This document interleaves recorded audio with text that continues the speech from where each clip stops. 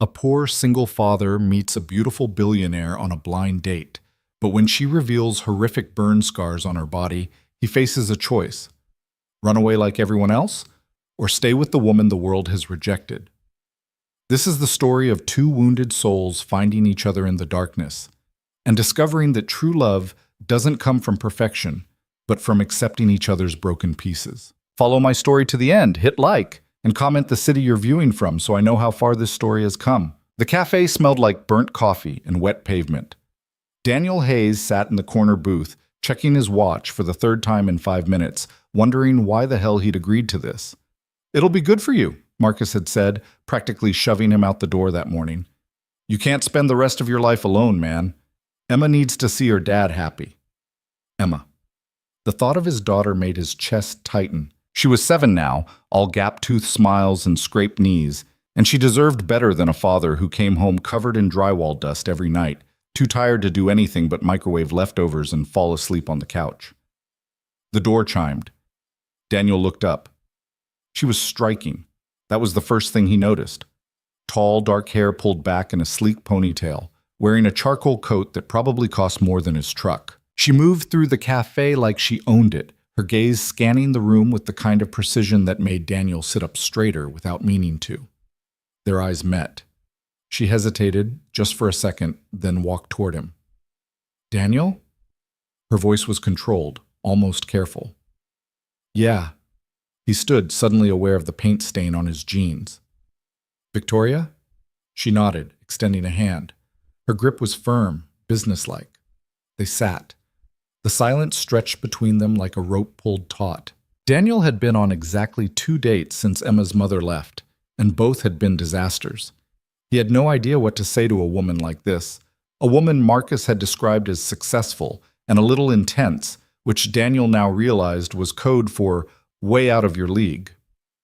"So," Victoria said, folding her hands on the table, "Marcus tells me you work in construction." "Yeah, residential mostly, drywall, framing, whatever pays." He paused. "He said you're in business?" A slight smile touched her lips, but it didn't reach her eyes. "Something like that." Another silence. Daniel watched her, trying to read the tension in her shoulders, the way her fingers tapped against her coffee cup like she was counting seconds. "Look," she said suddenly, "I'm not good at small talk, so I'm just going to say this up front." Daniel blinked. "Okay." Victoria took a breath, and for the first time since she'd walked in, he saw something crack in that polished exterior, something raw and unguarded. "I have scars," she said, "severe ones, from a fire. Most people don't make it past the first date once they see them, so if you'd rather leave now, I won't be offended." Daniel stared at her. Not because of what she'd said, but because of how she'd said it, like she was reading from a script she'd memorized years ago, delivering bad news to someone who wouldn't care enough to stay. "Why would I leave?" he asked. Victoria's eyes narrowed slightly, as if trying to determine whether he was mocking her. "Because most people do." "I'm not most people." "You don't know that yet." Daniel leaned back, crossing his arms. "Try me." For a long moment, she just looked at him. Then slowly, she reached up and unbuttoned the top of her coat. Beneath it, she wore a black turtleneck, and as she pulled the collar down just slightly, Daniel saw the edges of what she'd been talking about. Mottled skin, shiny and uneven, climbing up the side of her neck. She watched his face, waiting for the flinch, the polite excuse, the sudden need to be anywhere else. Daniel didn't move. "That's it?" he said. Victoria blinked. "What do you mean, that's it?" "I mean, you made it sound like you were about to reveal you were secretly a serial killer or something." He shrugged. "You got hurt. People get hurt." Her jaw tightened. "It's not just my neck." "Okay." "The scars cover most of my torso, my arms, part of my face when I'm not wearing makeup." "Okay." "You're not—" She stopped, frustration flashing across her features. "Why aren't you reacting?" Daniel tilted his head. "What do you want me to do? Gasp? Run screaming? I've got a 7-year-old who thinks fart jokes are peak comedy and a job where I spend half my day covered in insulation fiberglass. I'm not exactly living a fairy tale either." Victoria stared at him like he'd just spoken in a foreign language. "You're serious," she said. Dead serious. She sat back, her expression unreadable. Then without warning, she laughed. Short, sharp, almost disbelieving. Marcus didn't tell me you were like this. Like what? Honest, Daniel shrugged. Didn't see the point in being anything else. The waitress came by and they ordered coffee for him, tea for her. The conversation shifted, became easier. Victoria told him about the fire, clinical and detached, like she was reciting a medical report. House fire, 16 years old. Parents didn't make it out. She did, barely. I'm sorry, Daniel said, and meant it. Victoria's expression didn't change. It was a long time ago. Doesn't make it easier. She looked at him then, really looked at him, and something shifted in her gaze, something cautious and curious at the same time. What about you? She asked. Marcus said you have a daughter. Emma. She's 7. Daniel pulled out his phone, showed her a photo, Emma grinning at the camera, missing her 2 front teeth, holding up a drawing of what might have been a dinosaur or possibly a very angry cat. Victoria's lips curved into a genuine smile. She's beautiful. She's a handful, Daniel said, but his voice was warm. Her mom left when she was 2. Haven't heard from her since. I'm sorry. Don't be. We're better off. He pocketed the phone. It's just been the 2 of us for a while now. Works out most of the time. Most of the time? Daniel rubbed the back of his neck. There are days when I wonder if I'm screwing her up, like maybe she needs a mom. Maybe I'm not enough. Victoria's expression softened. You're still here.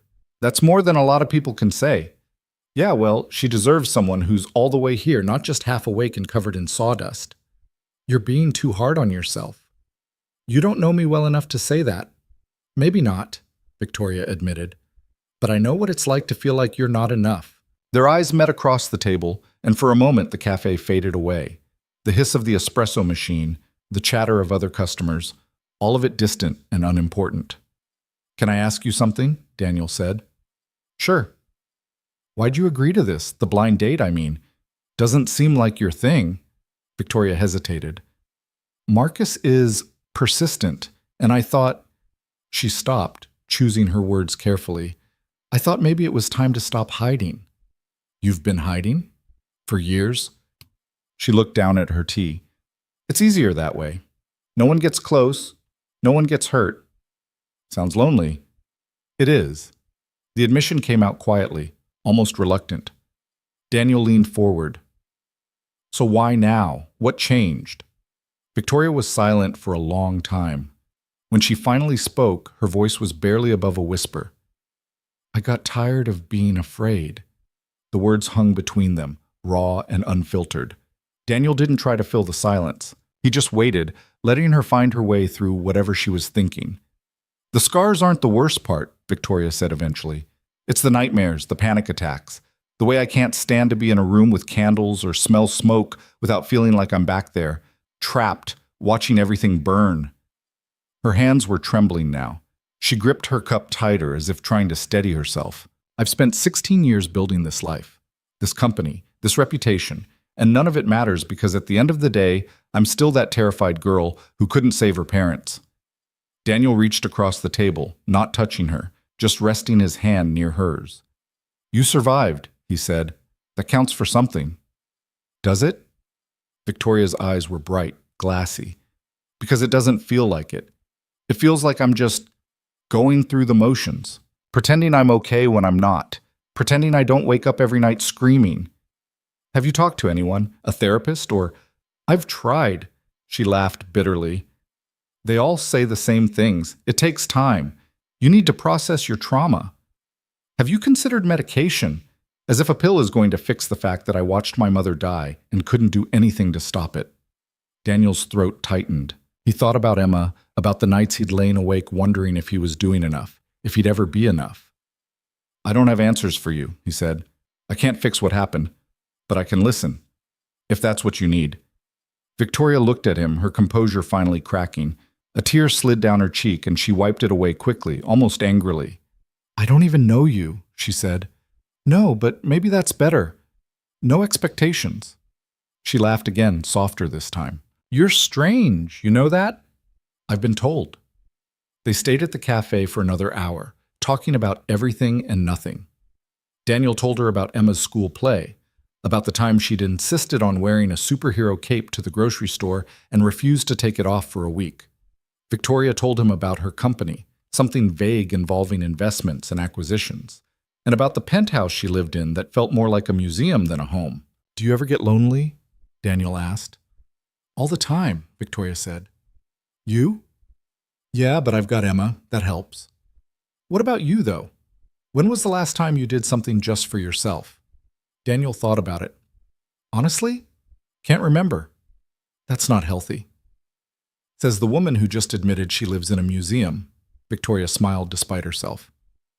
"Fair point." By the time they left the cafe, the rain had started, light and steady, turning the sidewalks slick and reflective. Daniel walked Victoria to her car, a sleek black sedan that probably cost more than his annual salary. "Thanks," she said, turning to face him, "for not running. Thanks for giving me a chance not to." She hesitated, then pulled out her phone. Can I have your number? In case I need someone to talk to who won't try to fix me." Daniel smiled. "Yeah, sure." They exchanged numbers, and Victoria got into her car. But before she closed the door, she looked up at him. "Daniel?" "Yeah?" "Do you think people like us, people who are broken, do you think we get second chances?" Daniel crouched down so they were eye level. "I think we get as many chances as we're willing to take." Victoria nodded slowly, something unreadable in her expression. Then she closed the door and drove away, leaving Daniel standing in the rain, wondering what the hell had just happened and why, for the first time in years, he didn't feel quite so alone. The next few days passed in a blur. Daniel worked his usual shifts, came home to Emma's endless questions about his fancy date, and tried not to think too much about Victoria. But she lingered in his mind, her voice, her honesty, the way she'd looked at him like she was waiting for him to disappoint her. On the third day, his phone buzzed. "Victoria, is this too forward?" Daniel stared at the message, then typed back. "Daniel, depends on what you're asking." Victoria, "Coffee again? Tomorrow?" Daniel, "Sure. Same place?" Victoria, "Actually, I was thinking somewhere quieter. I'll send you the address." The address she sent was for a small bookstore cafe on the edge of town, the kind of place that smelled like old paper and cinnamon. Daniel arrived early, browsing the shelves while he waited. When Victoria walked in, she looked different, less polished, more uncertain. She wore jeans and a simple sweater, her hair down instead of pulled back. "Hey," Daniel said. "Hey." She glanced around, then at him. "Is this weird? This feels weird." "Little bit," Daniel admitted, "but I'm okay with weird." They got coffee and found a corner table tucked between the mystery and romance sections. For a while they talked about nothing important, books they'd read, movies they'd seen, but eventually the conversation drifted back to heavier territory. "I haven't been sleeping," Victoria said quietly. "Since we talked, I keep thinking about what you said, about second chances." "What about it?" "I don't know if I believe it, that I deserve one." Daniel set down his cup. "Why not?" "Because I'm still here and they're not. My parents, they died and I lived, and I don't know how to reconcile that." "You think you should have died instead?"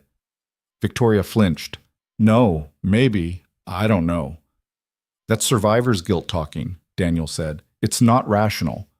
"I know that." Her voice rose slightly, then fell again. "I know it's not rational, but knowing doesn't make it stop." Daniel reached across the table, and this time he did touch her, just his fingers brushing hers. "You can't logic your way out of grief.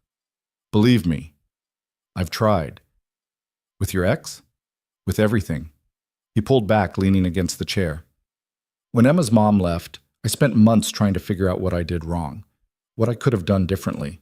It took me a long time to realize that some people just leave, and it's not always your fault." Victoria looked at him for a long moment. "Do you still love her?" "No."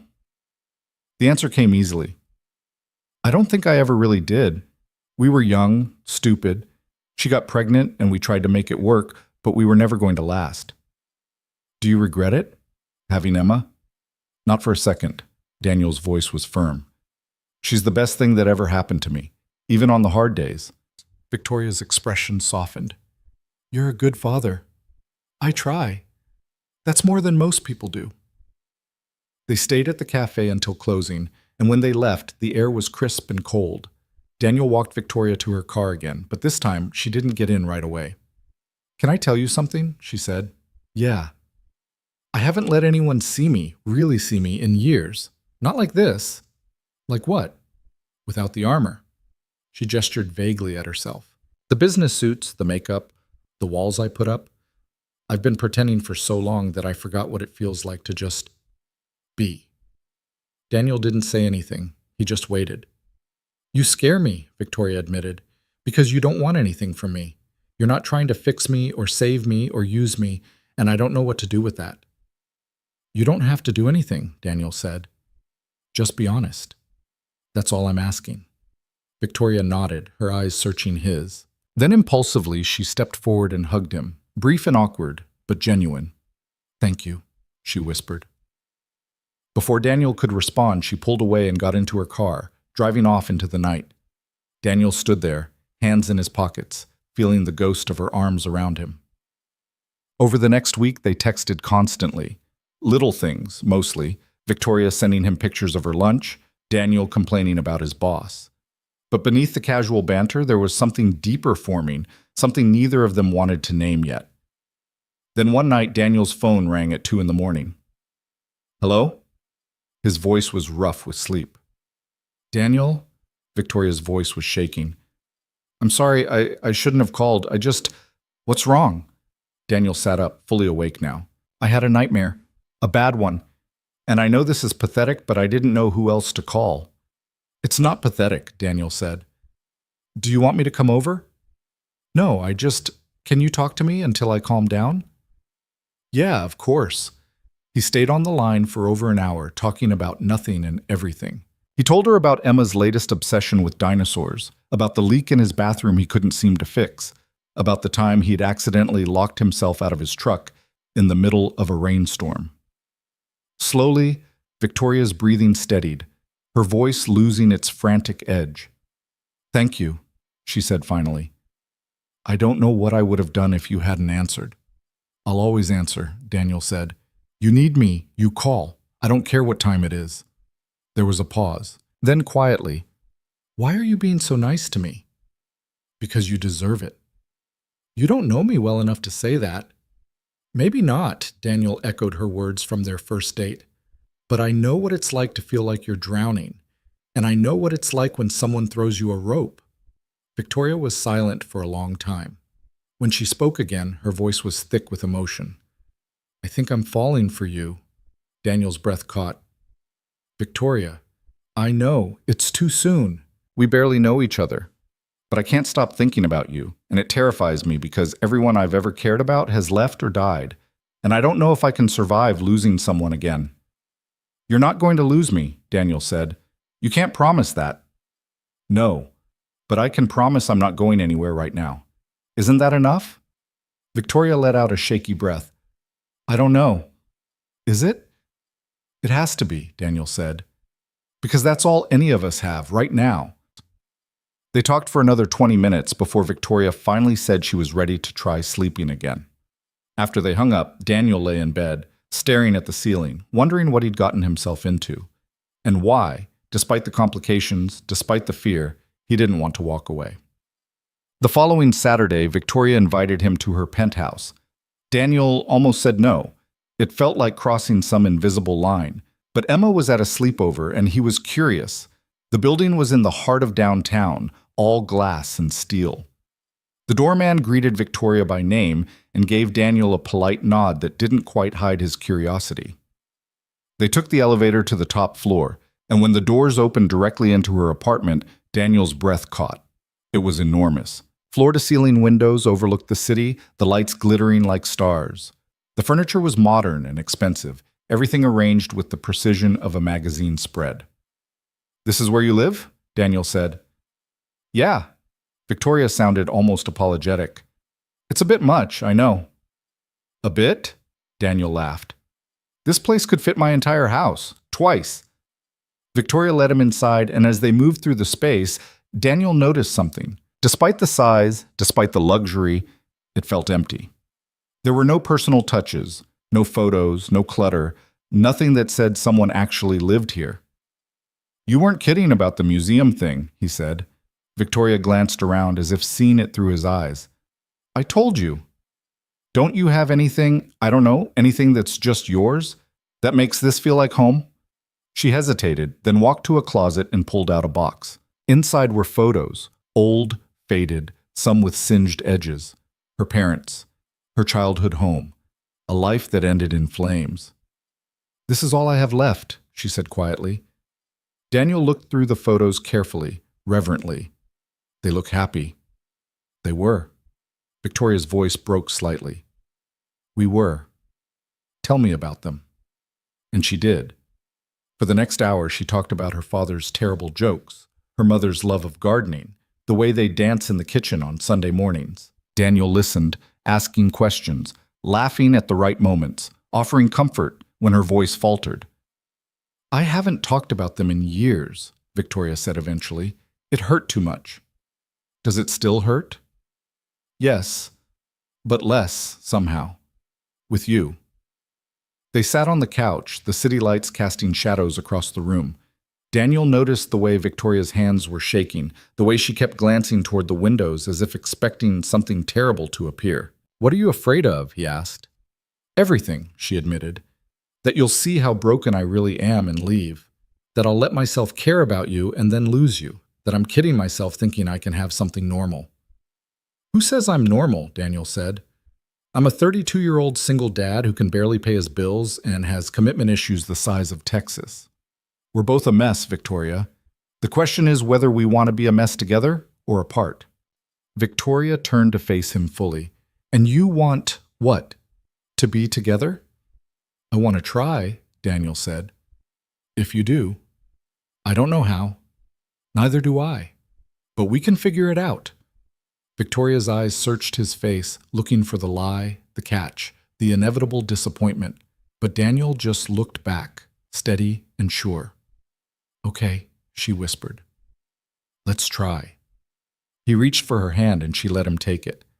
They sat like that for a long time, not talking, just being. And for the first time since the fire, Victoria felt something other than fear. She felt hope. The first few weeks felt like walking on ice, beautiful, fragile, and terrifying. Daniel found himself thinking about Victoria at the strangest times. In the middle of framing a wall, his hands would go still, his mind wandering to the way she'd laughed at something he'd said, or the careful way she chose her words, like each one cost her something. Emma noticed. You're smiling weird, she said one morning, poking at her cereal with a spoon that had somehow ended up sticky despite the fact that they were eating plain Cheerios. I'm not smiling weird, Daniel said, pouring coffee into a mug that read, World's Okayest Dad, a gift from Marcus last Christmas. Yeah, you are. It's like... Emma scrunched up her face in an exaggerated expression. Like you're thinking about something funny, but you don't want anyone to know. Eat your breakfast. Is it because of the lady? The one Uncle Marcus set you up with? Daniel paused mid-sip. How do you know about that? Uncle Marcus told me. He said you went on a date with a really pretty lady and didn't mess it up for once. He said that? Uh-huh. He also said she's really rich and you better not blow it. Daniel made a mental note to strangle Marcus later. It's not about money, Em. I know that, dummy. Uncle Marcus said you're too stubborn to care about money anyway. Emma tilted her head, studying him with the unsettling perceptiveness that 7-year-olds sometimes had. Do you like her? Daniel set down his coffee. Yeah, I think I do. Is she nice? She is. Then why do you look worried? Because she's broken, Daniel thought. Because I'm broken. Because we're two people who have no business trying to build something together when we can barely hold ourselves up. I'm not worried, he lied. Emma didn't look convinced, but she went back to her cereal, humming some songs she'd learned at school. Daniel watched her, feeling that familiar ache in his chest, the one that reminded him he'd do anything to protect her, even if it meant protecting her from his own bad decisions. His phone buzzed. Victoria, are you busy today? Daniel, work until 4. Why? Victoria, I want to show you something. Can you come by after? Daniel, sure. Your place? Victoria, no. I'll send you the address. The address turned out to be a community center on the south side of town, the kind of place with peeling paint and a parking lot full of potholes. Daniel pulled up in his truck, confused. This didn't seem like Victoria's scene. She was waiting outside wearing jeans and a plain jacket, her hair pulled back in a ponytail. No makeup, no armor, just her. "Hey," Daniel said, climbing out of the truck. "Hey." She looked nervous, her hands shoved deep in her pockets. "Thanks for coming." "What is this place?" "Come inside, I'll show you." The interior of the community center was worn but clean, the walls covered in children's artwork and faded motivational posters. Victoria led him down a hallway and into a large room filled with kids, maybe 20 of them, ranging from toddlers to teenagers. They were painting, building with blocks, reading. A few staff members moved among them, offering help and encouragement. "This is a foster care program," Victoria said quietly. "I've been funding it for about 3 years now." Daniel looked at her, surprised. "You never mentioned this." "I don't talk about it much. It's not for publicity or anything like that. I just wanted to do something that mattered." One of the staff members, a woman in her 50s with kind eyes and graying hair, spotted Victoria and hurried over. "Ms. Hale, we weren't expecting you today." "I know, Carol. I'm sorry for dropping by unannounced. I just wanted to show my friend around if that's okay." Carol's eyes flicked to Daniel, curious but welcoming. "Of course. You know you're always welcome here." They spent the next hour walking through the center. Victoria introduced Daniel to some of the kids, talked about the programs they offered, tutoring, art therapy, life skills classes. She was different here, softer somehow, more present. "Why foster care?" Daniel asked when they were alone again, standing near the windows overlooking the playground outside. Victoria watched the kids playing, her expression distant. "Because I know what it's like to lose everything, to feel like no one wants you." "You were in foster care?" "For a while. After the fire. I was 16, almost 17. Too old for most families to want to adopt, too young to be on my own." She crossed her arms. "I got bounced around a lot. Some places were okay, some weren't." Daniel felt something tighten in his chest. "I'm sorry." "Don't be. It made me who I am." She paused. "I had this caseworker, though, Mrs. Chen. She was the only one who didn't treat me like I was damaged goods. She helped me get into college, apply for scholarships, build a life. When I made my first million, the first thing I did was try to find her, to thank her." "Did you?" Victoria's jaw tightened. "She'd passed away 2 years earlier. Cancer." "Damn." "Yeah." Victoria's voice was quiet. "So I started this instead. Figured I could do for other kids what she did for me." They stood in silence for a moment, watching a little boy try to build a tower out of blocks while a toddler kept knocking it down. "You're a good person," Daniel said. Victoria shook her head. "I'm not. I'm selfish. I do this because it makes me feel less guilty about everything I have." "That's not selfish. That's human." She looked at him, something vulnerable flickering in her eyes. "Do you ever feel like you're just pretending? Like you're one bad day away from everything falling apart?" "Every single day," Daniel admitted. "How do you deal with it?" "I don't, really. I just keep moving forward, for Emma. If it was just me, I don't know if I'd have the strength." Victoria nodded slowly.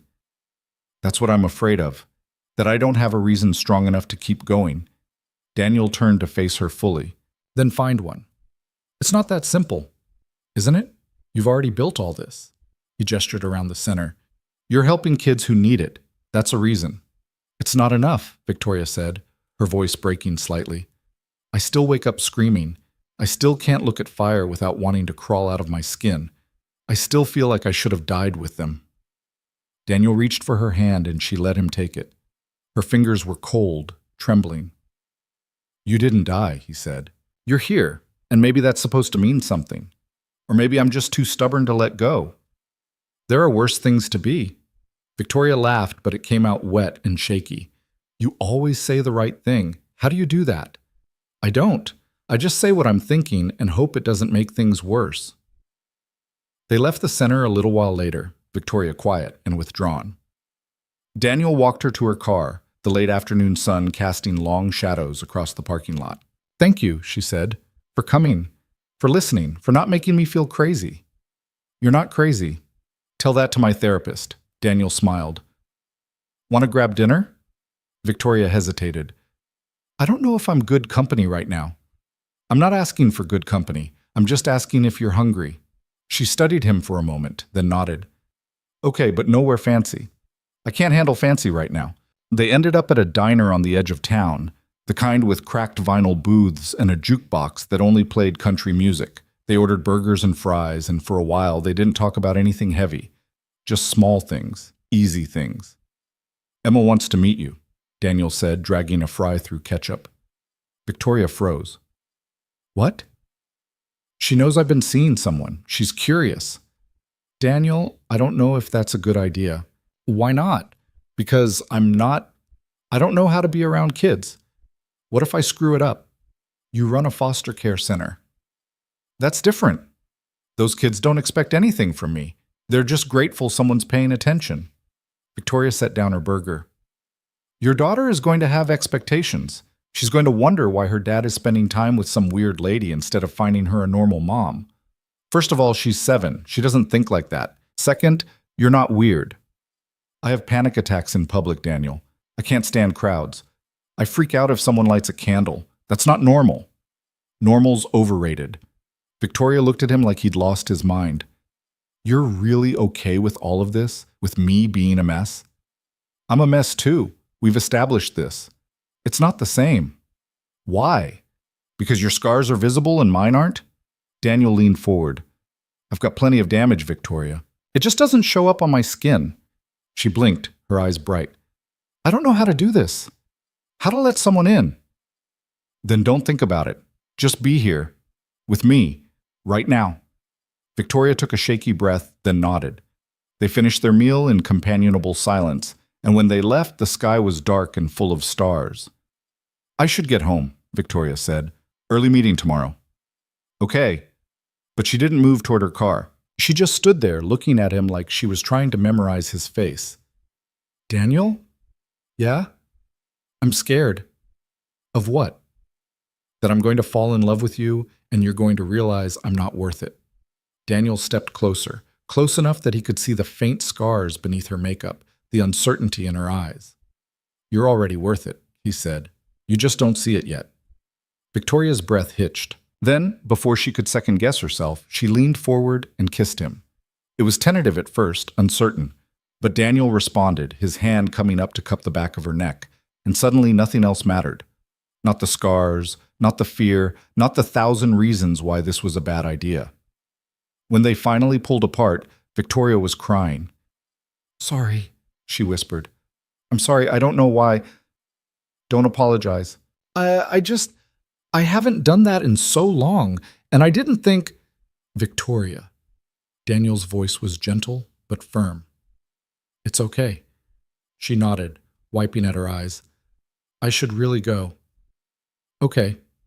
This time she did get into her car, but before she drove away, she rolled down the window. Same time next week? She asked.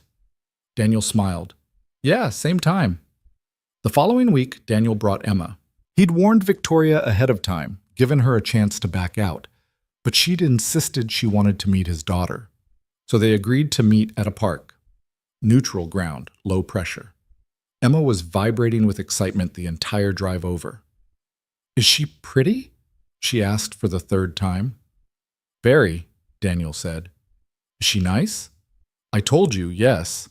But like actually nice or grown-up nice where they're just pretending. Daniel glanced at her in the rearview mirror. Actually nice, I promise. What if she doesn't like me? She'll like you. But what if she doesn't? Daniel pulled into the parking lot and turned to face his daughter. Em, listen to me. Victoria is nervous too. She's never done this before, and she's worried she's going to mess it up. So just be yourself, okay? That's all anyone can ask. Emma nodded solemnly. Okay. Victoria was already there, sitting on a bench near the playground. She stood when she saw them, and Daniel could see the tension in her shoulders, the way her hands clenched and unclenched at her sides. Hey, he said. Hey. Victoria's eyes flicked to Emma, and for a second she looked utterly terrified. Victoria, this is Emma. Em, this is Victoria. Emma stared up at her with wide eyes. You're really pretty. Victoria blinked, clearly not expecting that. Oh, thank you. You're very pretty too. I know. Dad says I look like my mom, but I don't remember her, so I don't know if that's true or if he's just being nice. Daniel winced. Emma. It's okay, Victoria said quickly. She crouched down so she was at Emma's level. I think you look like your dad. You have his eyes. Emma beamed. Really? Really. Do you want to play with me? I brought my dinosaurs. Victoria glanced at Daniel, who just shrugged. Sure, she said. I'd love to. They spent the next hour on the playground, Emma narrating an elaborate story involving a T-Rex, a Triceratops, and a meteor that may or may not have been a soccer ball.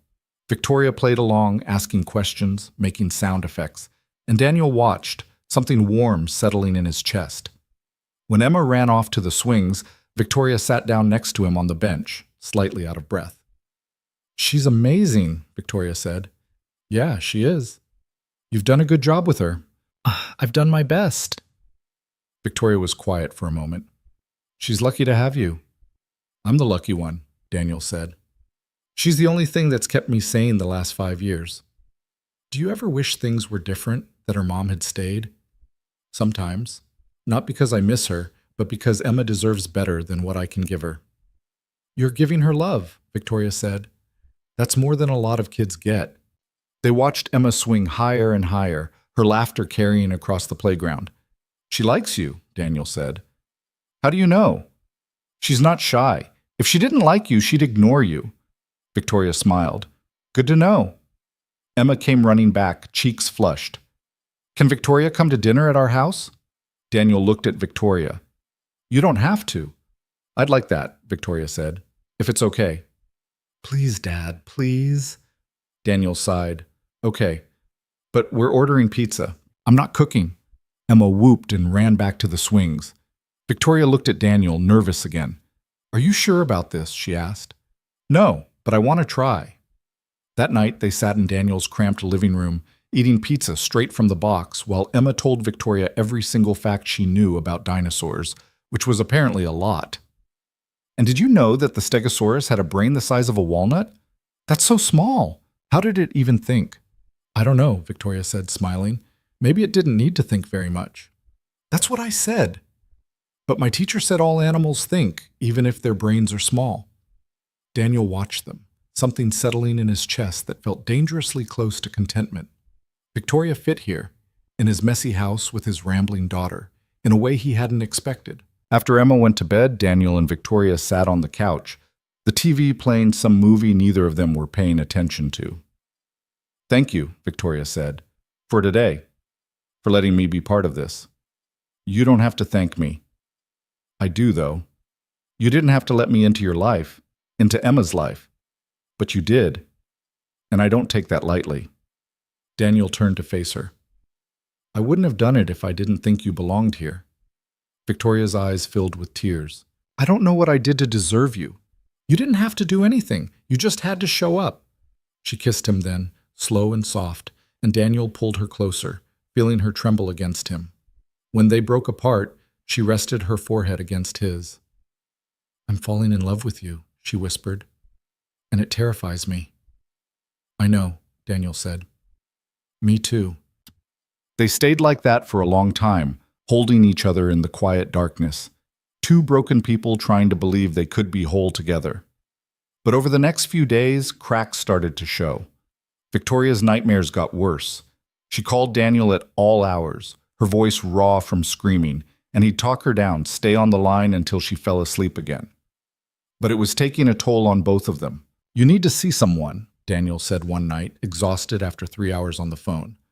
I told you, I've tried therapy. It doesn't work. Then try again. Find someone new. It's not that simple, Daniel. It is that simple. You're suffering, and you don't have to. There was a long pause. You don't understand. Then help me understand. But Victoria couldn't or wouldn't explain.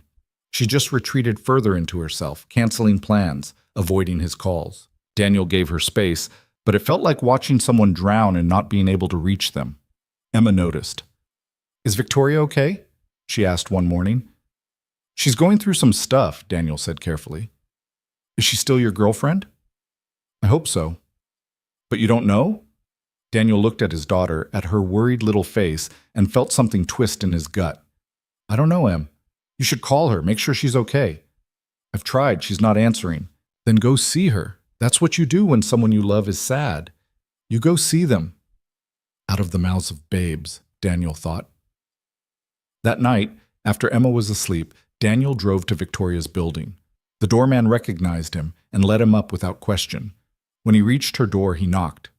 No answer. He knocked again, harder. Victoria, it's me. Open up. Silence.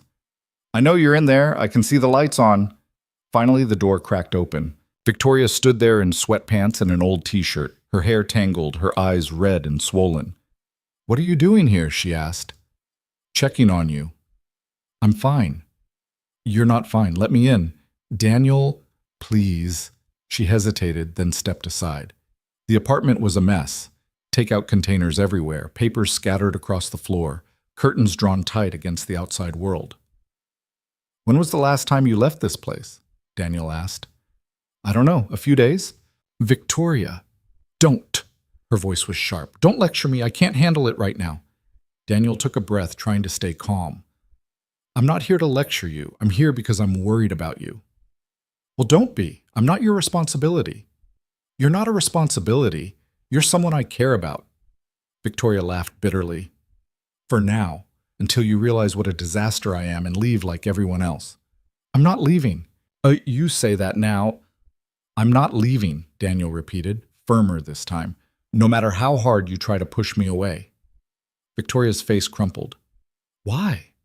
Why do you care so much? Because I love you, Daniel said, and I know you're scared. But I'm scared too. And we can either be scared together or we can be scared alone, and I'd rather be together. Victoria stared at him, tears streaming down her face. I don't know how to do this. I don't know how to let you in without it destroying me. Then we'll figure it out, Daniel said. Together. She collapsed against him, sobbing, and Daniel held her, feeling her shake with the force of emotion she'd been holding back for too long. He didn't try to fix it, didn't try to make it better. He just held her and let her break. Eventually, she pulled back, wiping at her eyes. I'm sorry, I'm such a mess. Stop apologizing. I don't want to drag you down with me. You're not dragging me anywhere I don't want to go. Victoria looked at him, really looked at him, and something in her expression shifted. You mean that? Every word. She took a shaky breath. Okay, I'll try. I'll try to let you in. That's all I'm asking. They spent the rest of the night talking, really talking, about the things that scared them, the things they wanted, the ways they'd been broken and were trying to heal. And when the sun came up, Victoria looked at Daniel and said, I think I'm ready. Ready for what? To stop running. From you, from this, from everything. Daniel smiled. Good, because I'm not going anywhere. But trying and actually doing were two different things, and Victoria learned that the hard way over the following weeks. She showed up more, answered calls more, made an effort to be present. But the nightmares didn't stop. If anything, they got worse, bleeding into her waking hours until she couldn't tell the difference between memory and reality. Daniel noticed the way her hands shook when she held a coffee cup, the way she'd flinch at sudden noises, the way her eyes would go distant in the middle of conversations. You're not sleeping, he said one afternoon. They were sitting in his backyard while Emma played with chalk on the driveway, drawing what appeared to be a very aggressive rainbow. I sleep, Victoria said, but her voice was flat, unconvincing. How much? Enough. Victoria. She set down her coffee, staring at the liquid like it held answers. Maybe 2 hours a night, if I'm lucky. That's not sustainable. I know. Have you thought about medication? Victoria's laugh was bitter. Yeah, I've tried everything. Sleeping pills make the nightmares worse. Anxiety meds make me feel like I'm underwater. Antidepressants turn me into a zombie. So, no, medication isn't the answer. Daniel reached across the table, taking her hand. Then what is? I don't know. Her voice cracked. I don't know, and that's what scares me the most. What if there is no answer? What if I'm just broken beyond repair? You're not broken. Yes, I am, and you pretending I'm not doesn't change anything. The words hung between them, sharp and painful. Daniel pulled his hand back, and Victoria immediately regretted it. I'm sorry, she said quickly. I didn't mean, it's fine. It's not fine. I'm taking this out on you, and that's not fair. You're allowed to be angry. Not at you. You're the only good thing in my life right now, and I keep pushing you away because I'm too damaged to accept that someone actually wants to stay. Daniel looked at her for a long moment. You want to know what I think? What? I think you're so used to suffering that you don't know what to do when things are actually okay. So you sabotage it. Push people away before they can leave on their own terms. Victoria opened her mouth to argue, then closed it. Because he was right. He was absolutely right, and she hated it. So what do I do? She asked quietly. Stop fighting it. Stop waiting for me to leave. Just be here. I am here. No, you're not. Part of you is still back in that fire, and until you deal with that, you're never going to be fully present.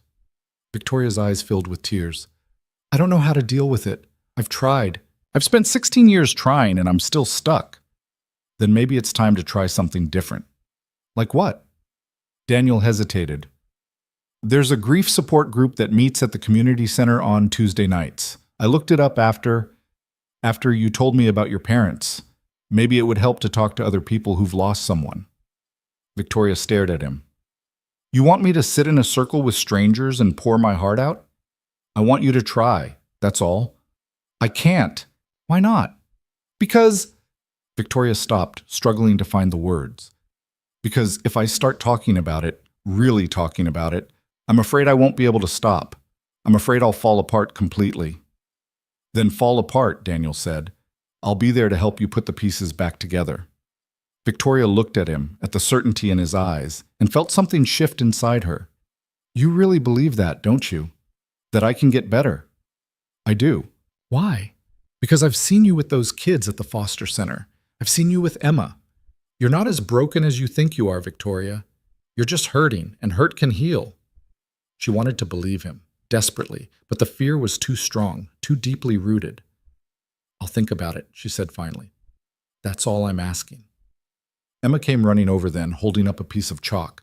Victoria, come draw with me. Victoria wiped her eyes quickly, forcing a smile. What are we drawing? A castle with a dragon and a princess who fights the dragon herself because she doesn't need a prince. Daniel laughed. Where'd you learn that? School. Ms. Rodriguez says girls can do anything boys can do, and also dragons are cool. Miss Rodriguez is right, Victoria said, standing up. She let Emma pull her toward the driveway, and for the next hour, she focused on drawing a very fierce dragon and an even fiercer princess, trying not to think about support groups or nightmares or the weight of her own grief. But that night, alone in her penthouse, the memories came flooding back. She was 16 again, waking up to smoke, to heat, to her mother's screaming. She tried to move, but her legs wouldn't work. The ceiling was on fire, beams cracking and falling. Her father appeared in the doorway, silhouetted against the flames, and he was yelling something, but she couldn't hear him over the roar of the fire. He grabbed her, pulled her toward the window, but then the floor gave way, and he was gone, just gone, swallowed by the inferno. Her mother's screaming stopped, and Victoria was falling, burning, dying. She woke up on the floor of her bedroom, gasping for air, her heart hammering so hard it hurt. Her hands were clawing at her throat, trying to breathe, trying to remember that she wasn't 16 anymore, that the fire was over, that she'd survived. But survival didn't feel like victory. It felt like punishment. She grabbed her phone with shaking hands and called Daniel. He answered on the second ring, voice thick with sleep. Victoria? I can't breathe. Okay, listen to me. You're having a panic attack. I need you to breathe with me, okay? In for 4 counts. Victoria tried, but her lungs wouldn't cooperate. Victoria, focus on my voice. In for 4. 1, 2, 3, 4. Hold for 4. 1, 2, 3, 4. Out for 4. 1, 2, 3, 4. Slowly, agonizingly, her breathing started to even out. Daniel stayed on the line, counting, his voice steady and calm. "That's it. You're doing great. Keep breathing." "I'm sorry," Victoria gasped. "I'm so sorry. I didn't mean to wake you." "Don't apologize. I told you to call. I meant it." "It was the nightmare again. The fire. I can still smell it, Daniel. I can still feel it." "I know. But you're not there. You're here, in your apartment, safe." "I don't feel safe."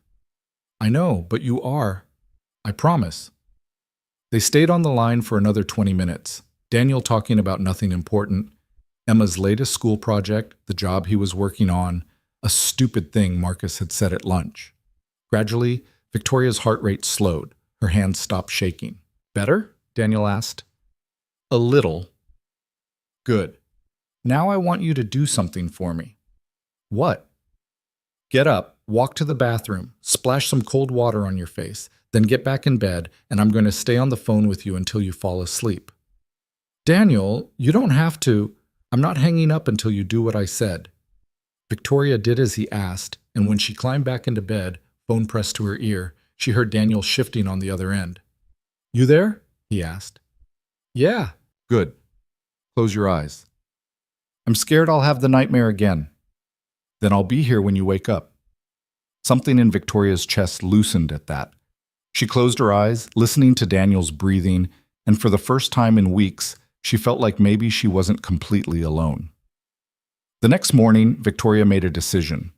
She called the community center and asked about the grief support group. The woman on the other end, Carol, the same staff member who'd greeted them during Daniel's visit, was kind and patient, explaining that the group met every Tuesday at 7, that it was open to anyone dealing with loss, and that there was no pressure to share if she wasn't ready. "We're just people helping people," Carol said. "No judgment, no expectations." Victoria agreed to come to the next meeting, then immediately regretted it. But she'd told Daniel she would try, and she was tired of breaking promises. Tuesday came too fast. Daniel offered to come with her, but Victoria said no. This was something she needed to do alone. He walked her to her car anyway, kissed her forehead, and told her he was proud of her. "I haven't done anything yet," Victoria said. "You showed up. That's more than most people do." The community center felt different at night, quieter, more intimate. Victoria found the meeting room easily enough, a small space with chairs arranged in a circle and a table with coffee and cookies that looked homemade. There were maybe 10 people there, ranging in age from early 20s to late 60s. Carol greeted her warmly, introduced her to a few people, then gently guided her to a seat. "We'll get started in a few minutes," Carol said. "No pressure to share tonight. Just listen if that's all you're comfortable with." Victoria nodded, her throat too tight to speak. The meeting started with introductions. People shared their names and, if they wanted, who they'd lost. A man in his 30s had lost his wife to cancer. A woman in her 50s had lost her son to a car accident. A younger woman, maybe Victoria's age, had lost her sister to suicide. Each story was different, but the grief was the same, raw, heavy, suffocating. When it came to Victoria's turn, she almost bolted. But then she thought about Daniel, about Emma, about the life she was trying to build, and she forced herself to speak. "I'm Victoria," she said, her voice barely above a whisper. "I lost my parents in a house fire 16 years ago." "Thank you for sharing, Victoria," Carol said gently. "We're glad you're here." The meeting continued, people talking about their struggles, their memories, the ways grief had changed them. Victoria listened, her chest tight, tears streaming silently down her face. At the end, a woman named Patricia, who'd lost her husband 5 years earlier, came over and squeezed Victoria's hand. "It gets easier," Patricia said. "Not better, but easier." Victoria wanted to believe her. She really did. Over the next few weeks, Victoria went to the meetings religiously. She didn't share much at first, just listened, but slowly she started opening up. She talked about her parents, about the fire, about the guilt she'd been carrying for 16 years. And something strange happened. The nightmares didn't stop, but they became less frequent. She started sleeping 3 hours a night, then 4. Her hands didn't shake as much. She could hold a conversation without feeling like she was going to shatter. Daniel noticed. "You look better," he said one evening. They were sitting on his couch. Emma asleep upstairs, some documentary about penguins playing on the TV. I feel better, Victoria admitted. The group, it's helping. I didn't think it would, but it is. I'm glad. Thank you. For pushing me to go, I wouldn't have done it on my own. Daniel pulled her closer, and she rested her head on his shoulder. You did the hard part. I just pointed you in the right direction. Still, I don't know what I'd do without you. Good thing you don't have to find out. Victoria smiled, but it faded quickly.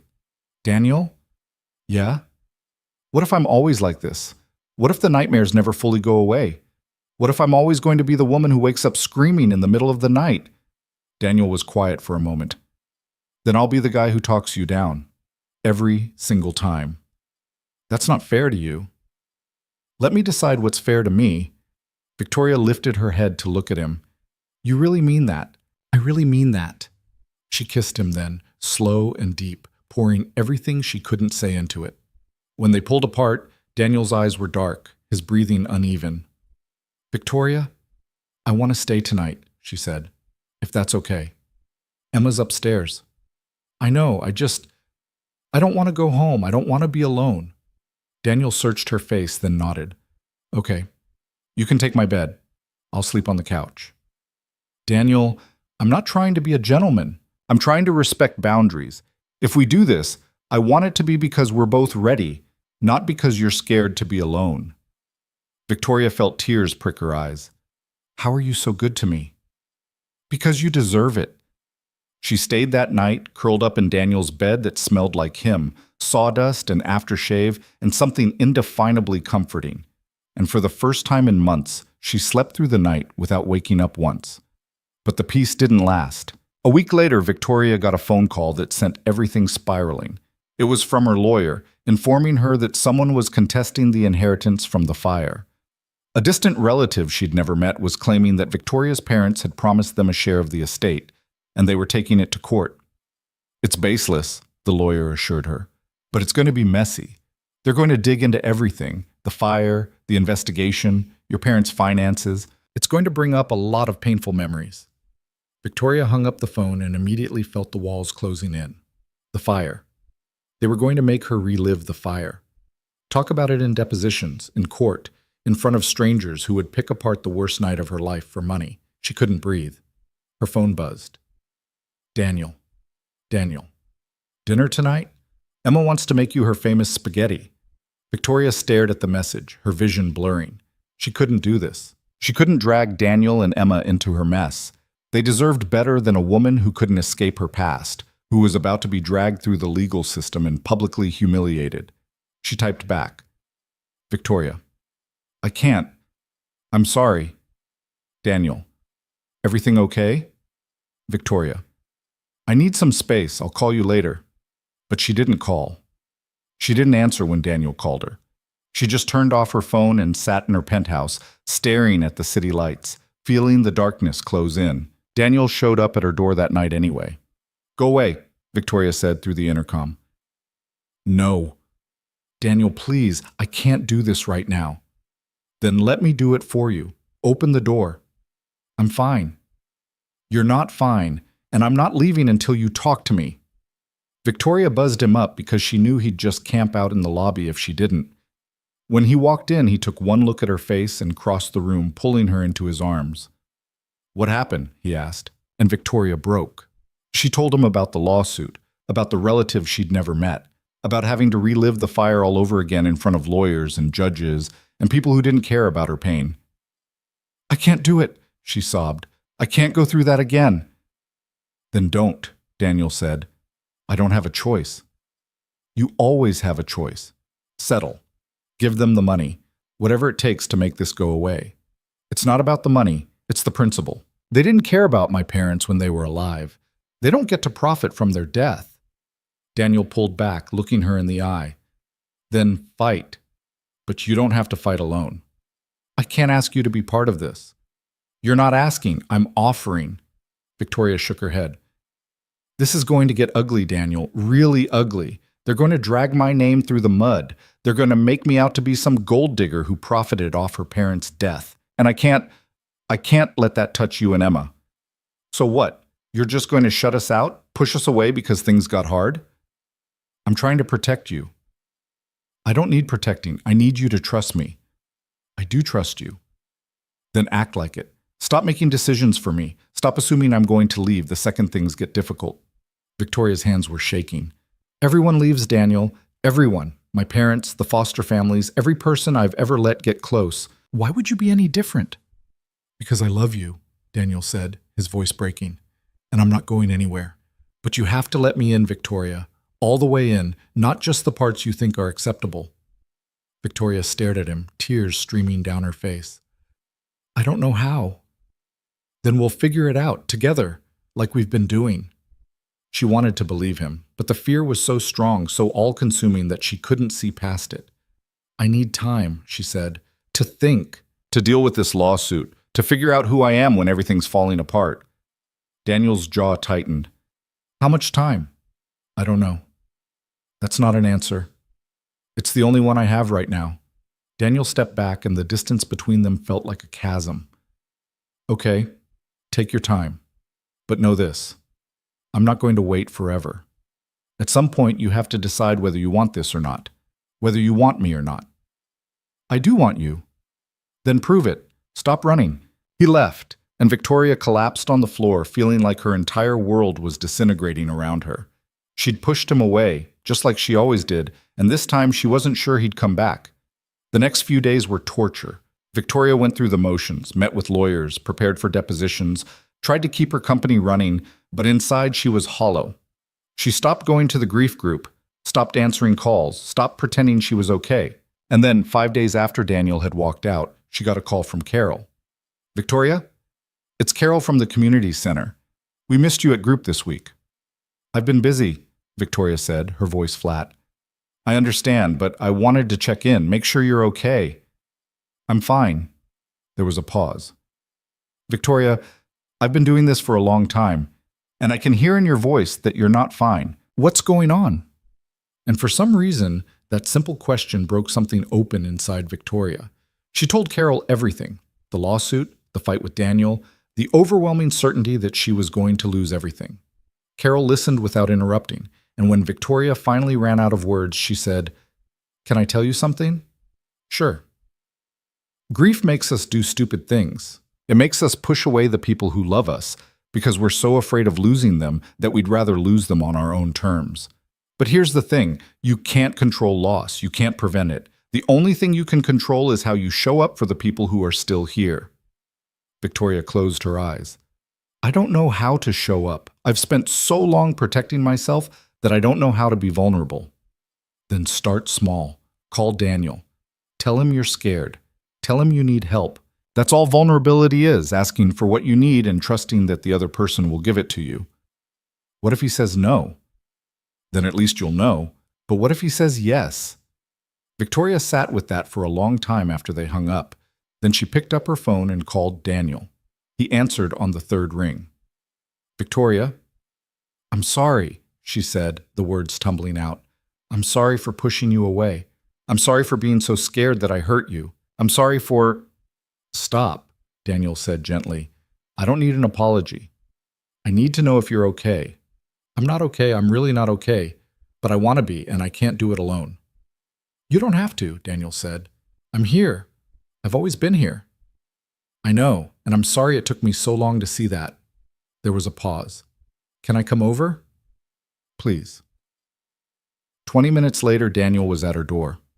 When she opened it, he didn't say anything. He just pulled her into his arms and held her while she cried, and Victoria felt something inside her finally begin to heal. They stayed like that for a long time, Victoria's face pressed against Daniel's chest, his arms solid and warm around her.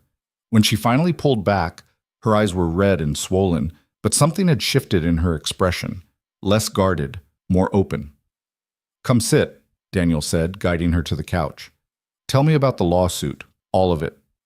So she did. She walked him through every detail. The cousin she'd never met who'd crawled out of the woodwork claiming her parents had promised him a portion of the estate, the lawyer's warning that the case would drag her through depositions and court appearances, the very real possibility that she'd have to testify about the night of the fire in front of strangers. They're going to make it sound like I'm some opportunist who benefited from my parents' death, Victoria said, her voice hollow. Like I wanted this. The money, the company, any of it. Anyone who knows you would know that's garbage, Daniel said. But they don't know me. The judge won't know me. The jury won't know me. All they'll see is a rich woman fighting to keep money from a family member. Then we make sure they see the truth. Victoria shook her head. It's not that simple.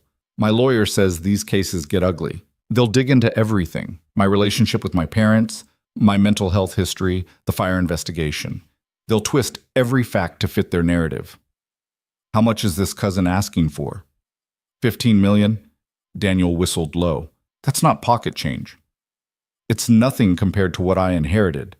But it's the principle. My parents worked their entire lives to build that company. They wanted me to have it, to continue their legacy. And now some stranger who never bothered to visit, who didn't even come to their funeral, wants a piece of it because we share DNA? The anger in her voice surprised both of them. Victoria wasn't used to feeling anything but grief and guilt when it came to her parents. But this felt different. This felt like she was finally allowed to be angry. Fight it, Daniel said. Don't let him win. What if I lose? Then you lose. But at least you didn't give up without trying. Victoria looked at him, really looked at him, and felt something click into place. You're right. I've spent so long being afraid of everything that I forgot I could fight back. So fight. I will. She took a shaky breath. But I need your help. Anything. I need you to come to the depositions with me. I know that's asking a lot, and I know you have work and Emma, but I can't do this alone. Daniel didn't hesitate. I'll be there. What about Emma? Marcus can watch her, or I'll bring her along and she can draw in the waiting room. We'll figure it out. Victoria's eyes filled with tears again. Why are you so good to me? Because you'd do the same for me. Would I? Yeah, you would. Daniel squeezed her hand. You're stronger than you think, Victoria. You've survived things that would break most people. This lawsuit? It's just another fire. And you've already proven you know how to survive those. The metaphor was clumsy, maybe even insensitive, but it landed exactly right. Victoria laughed despite herself, a wet, shaky sound. That's a terrible comparison, she said. I know, but it's true. The first deposition was scheduled for the following Thursday. Victoria spent the days leading up to it in a constant state of anxiety, barely eating, barely sleeping. Daniel stayed with her most nights, talking her through panic attacks, holding her when the nightmares came. Emma noticed something was wrong. Is Victoria sick? She asked Daniel one morning while he was making her lunch. Not sick exactly, just going through something hard. Can I help? Daniel smiled. Actually, yeah. You know that drawing you made of the princess fighting the dragon?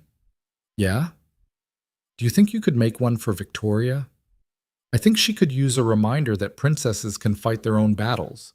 Emma's face lit up. I'll make her the best drawing ever. That afternoon, Emma presented Victoria with a crayon masterpiece, a princess with wild hair and a fierce expression, standing on top of a defeated dragon, a crown slightly crooked on her head.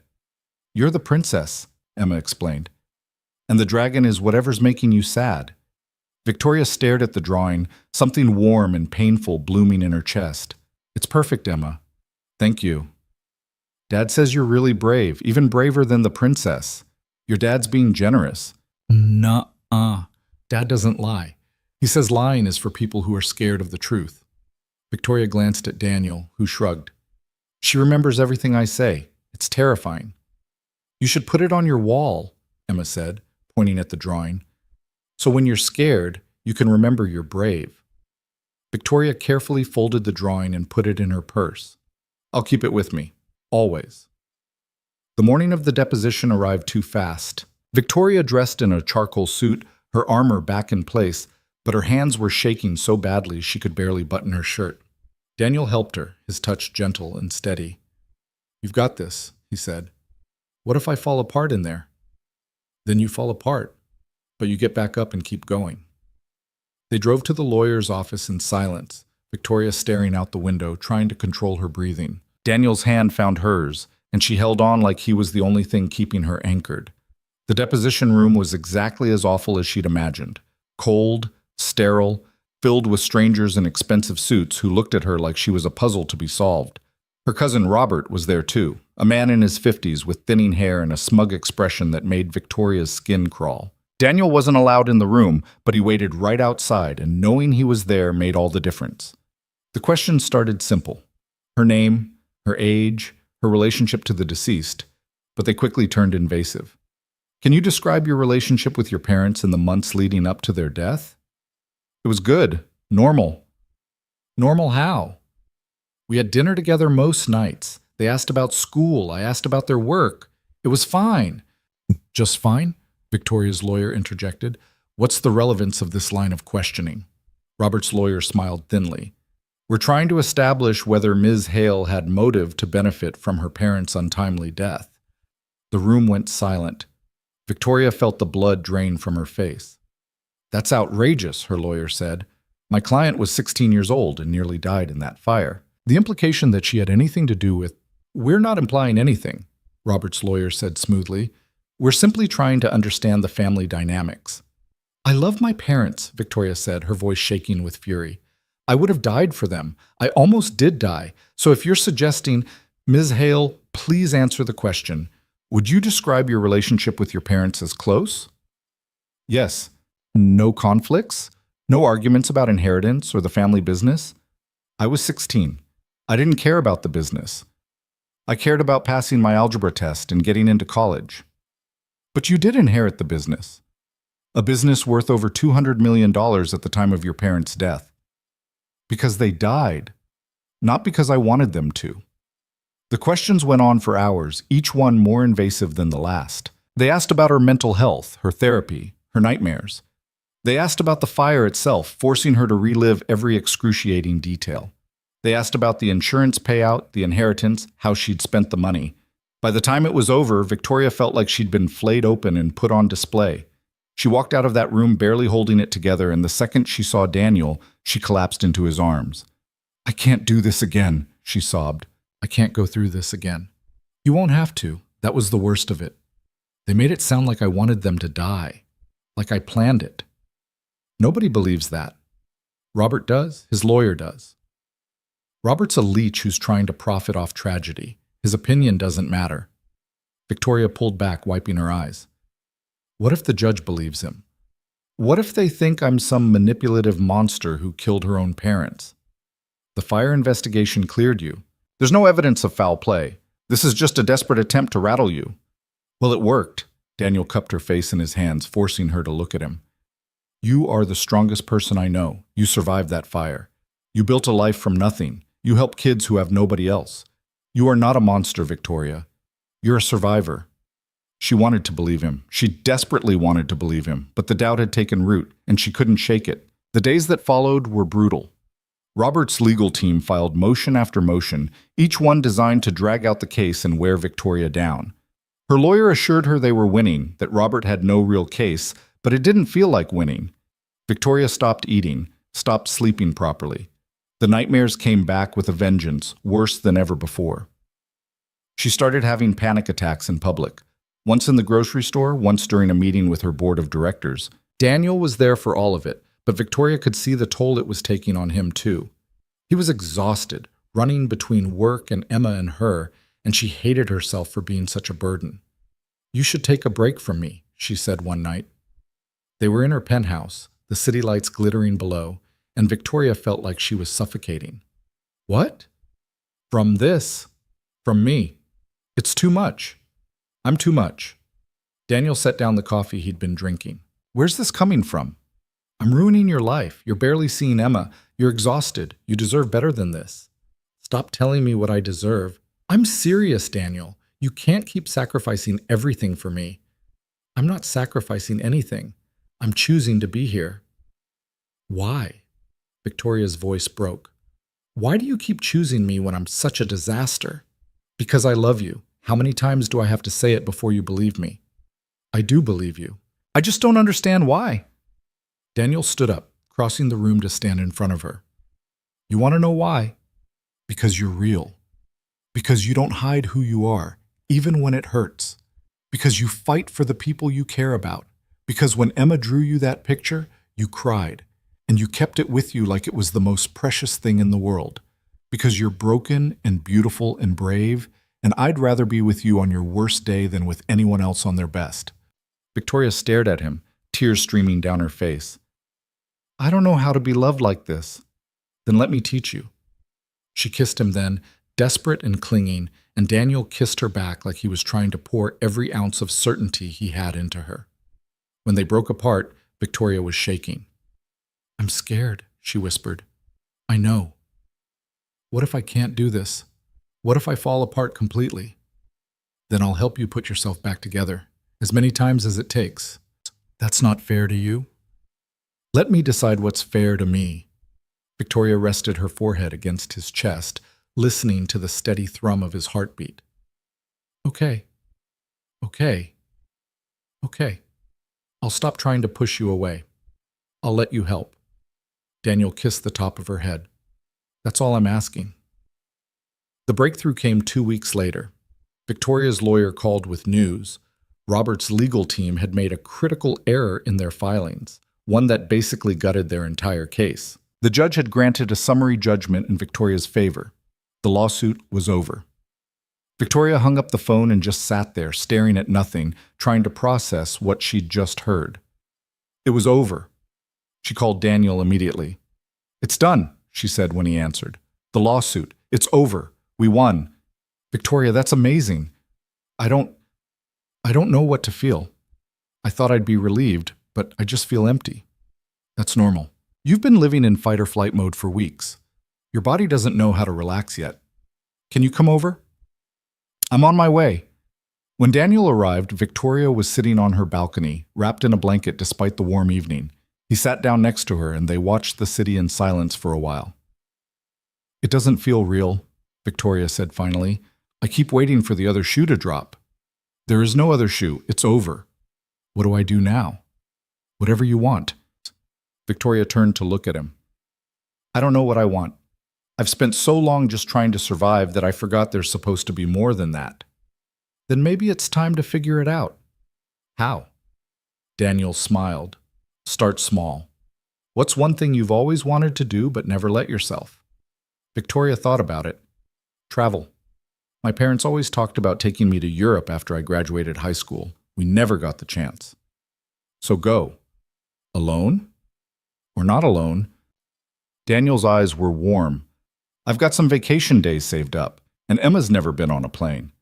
Victoria's breath caught. You'd do that? Come with me? If you want us to. I do. I really do. They started planning that night, spread out on Victoria's living room floor with her laptop, looking at flights and hotels and all the places Victoria's parents had dreamed of visiting. Paris, Rome, Barcelona. Emma would lose her mind over the Eiffel Tower. For the first time in months, Victoria felt something that wasn't fear or grief or exhaustion. She felt hope. But hope was fragile, and Victoria learned that the hard way. 3 days before they were supposed to leave for Europe, Victoria had the worst panic attack she'd had in years. She was at the community center talking to Carol about the trip when suddenly she couldn't breathe. The room was spinning, her vision tunneling, and she was back in the fire, trapped, burning, dying. Carol called Daniel, who arrived within minutes. He found Victoria curled up on the floor of Carol's office, hyperventilating, unable to speak. I've got you, Daniel said, kneeling beside her. Breathe with me. In for 4, hold for 4, out for 4. It took 20 minutes for Victoria to calm down enough to talk. I can't go, she gasped. I can't get on that plane. Why not? Because what if something happens? What if the plane crashes? What if there's a fire? What if I lose you and Emma the same way I lost my parents? Daniel's expression softened. Victoria, that's the anxiety talking.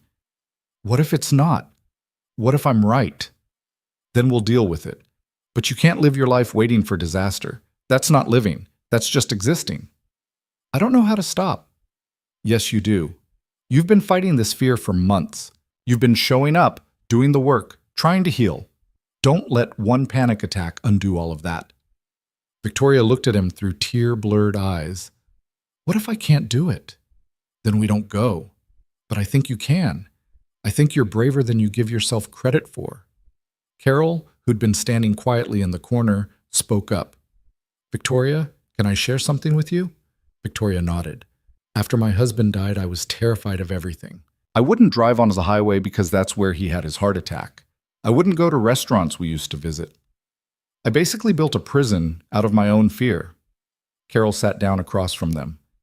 And then one day my daughter asked me if I was going to spend the rest of my life being afraid. And I realized that's exactly what I was doing.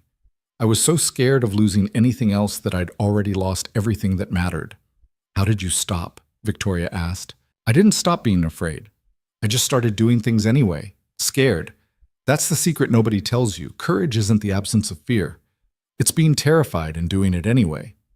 Victoria sat with that for a long time. Then she looked at Daniel. If I have another panic attack on the plane, will you be there? Every second. And if I freak out in Paris, I'll freak out with you? Victoria laughed despite herself. That's not helpful. Sure it is. Misery loves company. She took a deep breath, then another. Okay, let's do it. Let's go to Paris. The night before the flight, Victoria couldn't sleep. She lay in bed, staring at the ceiling, her mind racing with every worst-case scenario. Finally, she gave up and called Daniel. Can't sleep? He asked, his voice rough with sleep. No? You? I was sleeping just fine until my phone rang. Sorry. Don't be. What's on your mind? Everything. Nothing. I don't know. Victoria paused. What if this is a mistake? What if it's not? That's not an answer. Sure it is. You're so focused on what could go wrong that you're not even considering what could go right. Like what? Like Emma seeing the Eiffel Tower for the first time. Like eating real French pastries. Like you getting to do something your parents always wanted you to do. Victoria felt tears prick her eyes. I wish they could be there. Me too. Do you think they'd be proud of me for trying? I think they'd be proud of you no matter what. But yeah, I think they'd be especially proud of you for this. Victoria wiped her eyes. Thank you. For what? For not giving up on me, even when I gave you every reason to. I'm not going anywhere, Victoria. How many times do I have to say it before you believe me? At least a few thousand more. Daniel laughed. I can do that. They talked until the sun came up, about nothing and everything. And when Victoria finally hung up, she felt steady enough to face whatever came next. The airport was chaos, crowds and noise and bright lights that made Victoria's skin crawl.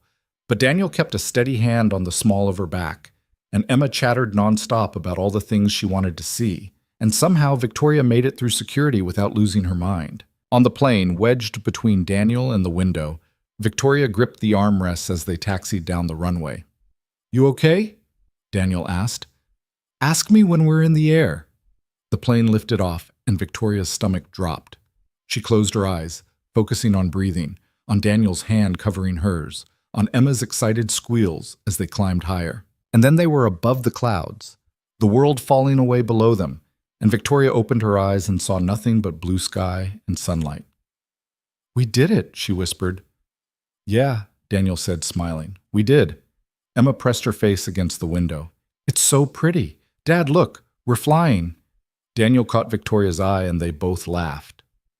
And for the first time in 16 years, Victoria felt like maybe, just maybe, she was finally moving forward instead of just surviving. If you or someone you know is having a difficult time, free support is available.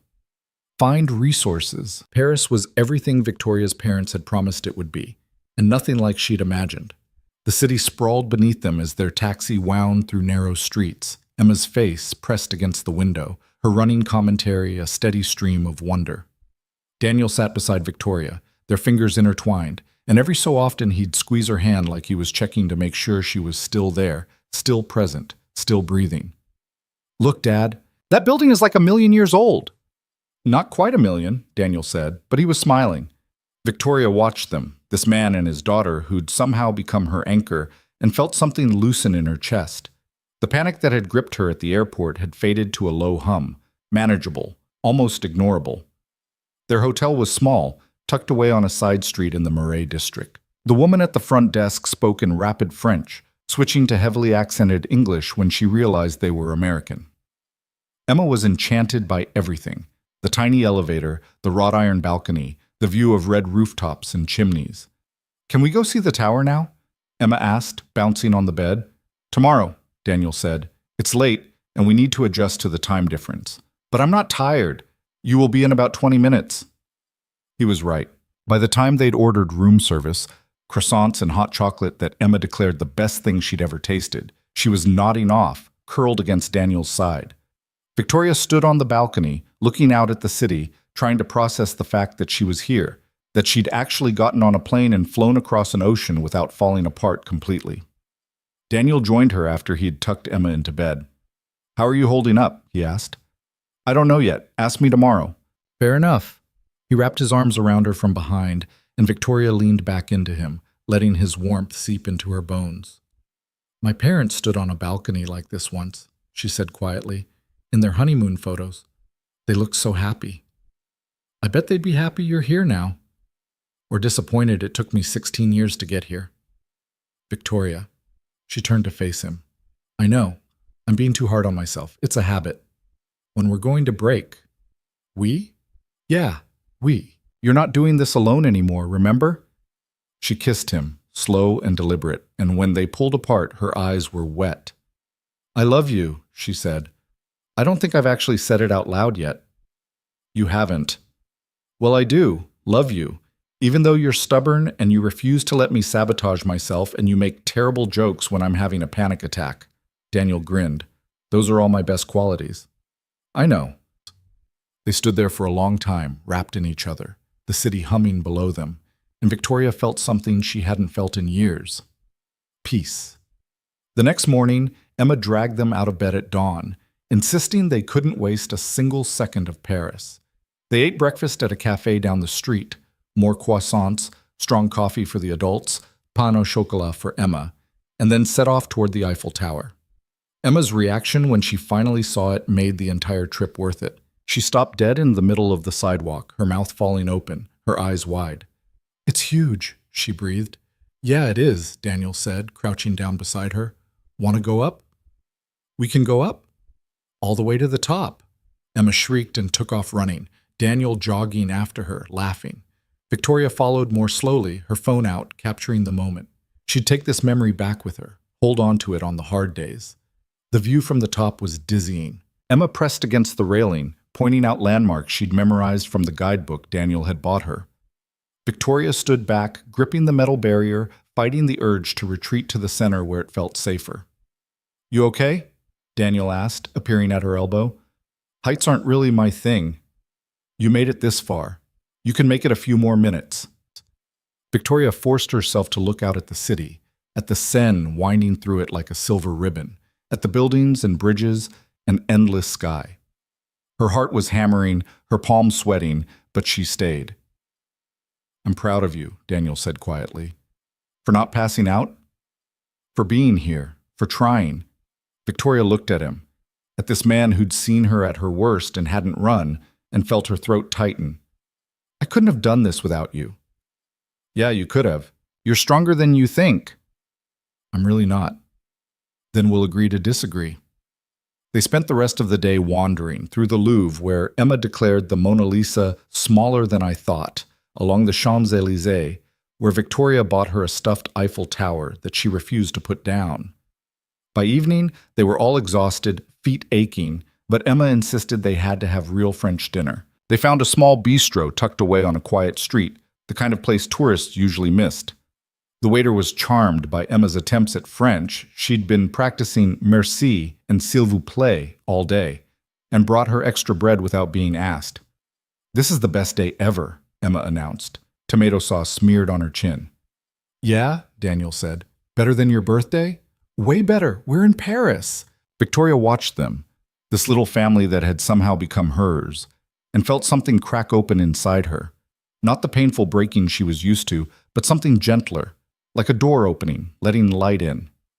"Thank you," she said to Daniel later, after Emma had fallen asleep in her chair and they'd moved her to the bench seat, her head in Victoria's lap. "For what?" "For this. For her. For making me believe I could have something good." Daniel reached across the table, taking her hand. "You deserve good things, Victoria. You always have. I'm starting to believe that, finally. They stayed in Paris for 5 days, cramming in as much as they could. Notre Dame, Sacré-Cœur, a boat ride on the Seine that made Emma giggle every time they went under a bridge. Victoria had moments of panic, moments where the crowds or the noise or her own thoughts became too much. But Daniel was always there, steady and patient, talking her through it. On their last night, after Emma was asleep, Victoria and Daniel sat on the hotel balcony with cheap wine from the corner store, watching the city lights. "I don't want to go back," Victoria admitted. "To the States? To real life. To all the responsibilities and the pressure and the constant feeling that I'm one bad day away from falling apart." "You won't fall apart." "How do you know?" "Because you're not the same person you were when we met. You've done the work. You've faced your demons. That doesn't just disappear." Victoria swirled the wine in her glass. "What if it does? What if I get home and everything goes back to the way it was?" "Then we deal with it, together." "You keep saying that." "Because I mean it." Daniel set down his glass. "Victoria, I need you to understand something. I'm not going anywhere. Not when things get hard, not when you have a bad day, not when you wake up screaming. I'm here. For as long as you'll have me." Victoria felt tears slide down her cheeks. "What if forever isn't long enough?" Daniel smiled. "Then we'll figure out what comes after forever." She kissed him then, tasting wine and promises, and when they pulled apart, she said, "I want to marry you." Daniel blinked. "What?" "I want to marry you. Not now, not tomorrow, but someday. I want Emma to be my daughter. I want us to be a family. A real family." "Victoria, I know it's fast. I know we've only been together a few months, but I've spent 16 years being afraid to want anything, and I'm tired of it. I want this. I want you." Daniel was quiet for a long moment, and Victoria's heart sank. She'd said too much, pushed too hard, scared him away. But then he was pulling her into his arms, holding her so tight she could barely breathe. "Yes," he said into her hair. "Yes to all of it, whenever you're ready." Victoria pulled back, searching his face. "You mean it?" "Every word." They stayed up talking until the sun rose, making plans and promises, building a future out of hope and determination and the stubborn refusal to let fear win. The flight home was easier than the flight there. Emma slept most of the way, curled up under an airplane blanket, and Victoria managed to doze off against Daniel's shoulder, her hand clasped in his. When they landed, Marcus was waiting at the airport, grinning like an idiot. "Well," he said as Emma ran into his arms, "how was Paris?" "Amazing," Emma said. "We went up the Eiffel Tower and ate snails and saw old paintings, and Victoria said, 'We're going to be a family.'" Marcus's eyebrows shot up. "Did she now?" Daniel looked at Victoria, who shrugged. "Cat's out of the bag." "About damn time," Marcus said, pulling them both into a hug. "I told you that blind date was a good idea." "You're insufferable," Daniel said, but he was smiling. "I'm a genius. There's a difference." The next few months were a blur of motion. Victoria threw herself into work, but differently this time. She delegated more, trusted her team, stopped trying to control every detail. She kept going to the grief support group, started seeing a new therapist who actually seemed to understand her. The nightmares didn't stop completely, but they became less frequent, less intense. Some nights she slept through without waking once. Other nights, Daniel was there, talking her down, reminding her she was safe.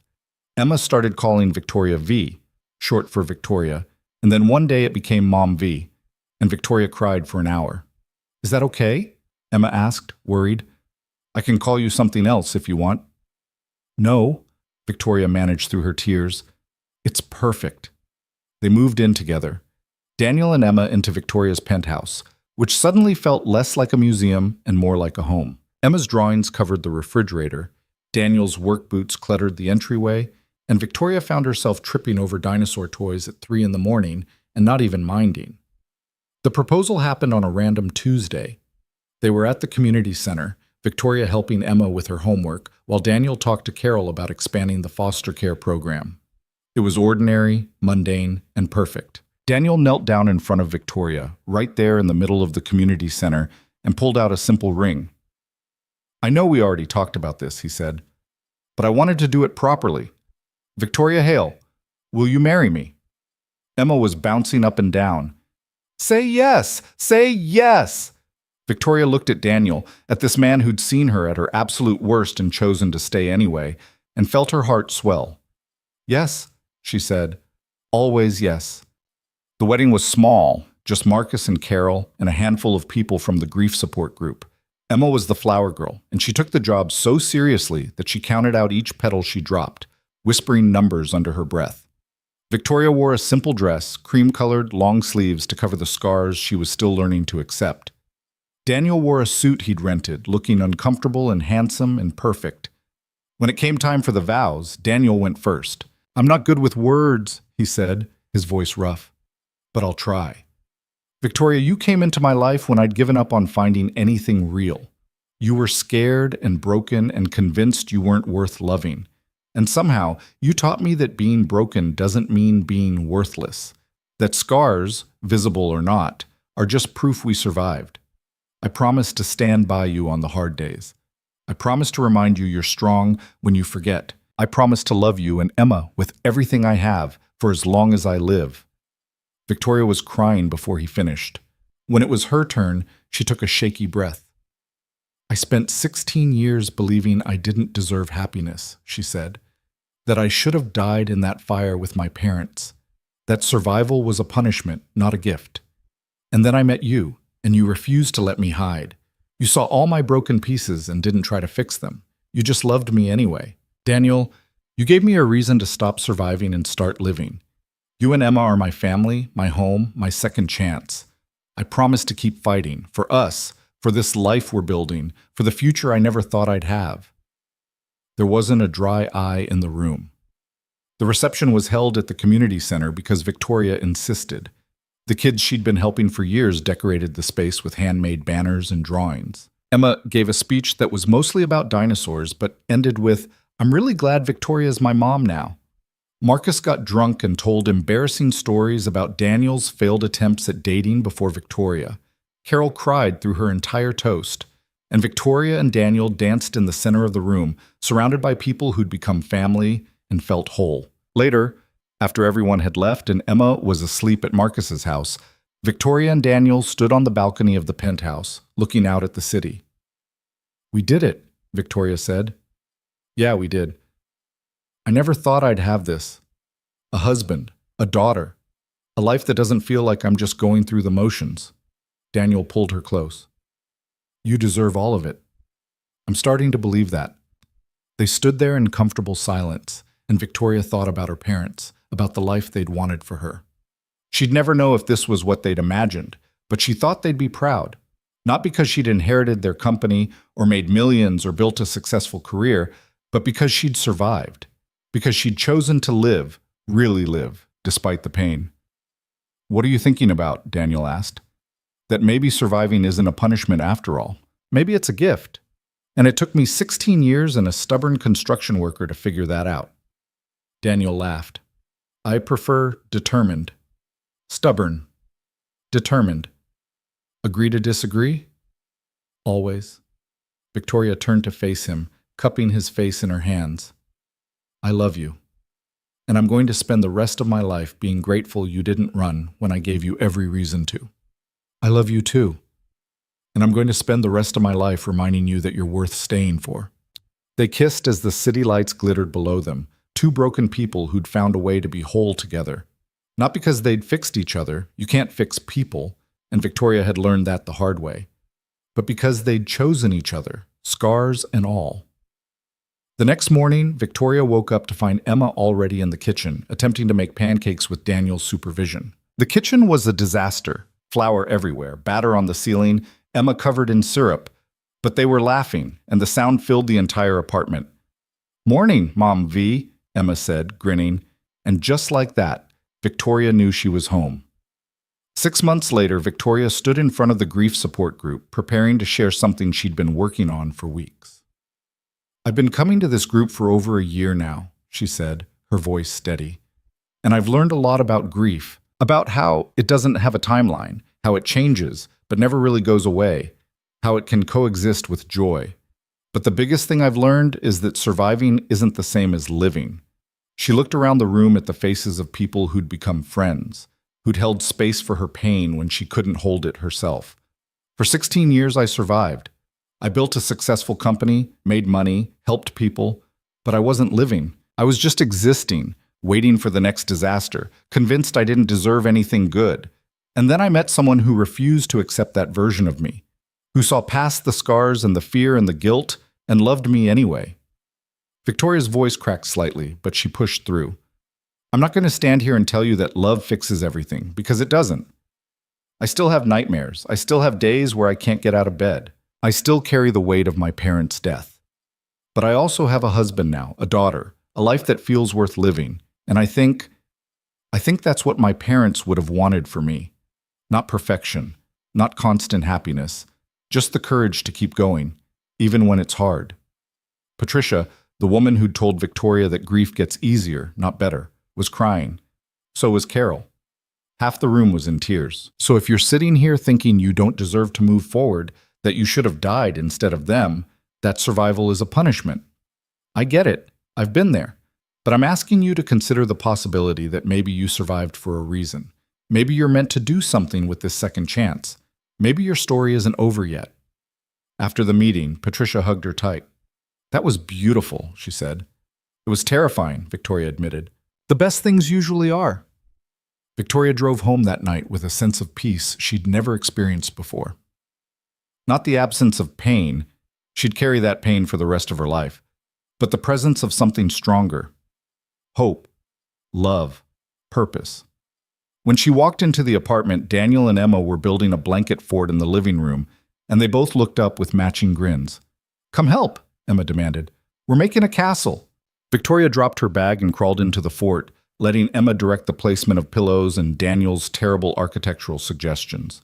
They ended up with a lopsided structure that collapsed twice, but when they finally got it stable, they sat inside, flashlight casting shadows on the blanket walls, and Emma told them an elaborate story about a princess who saved herself.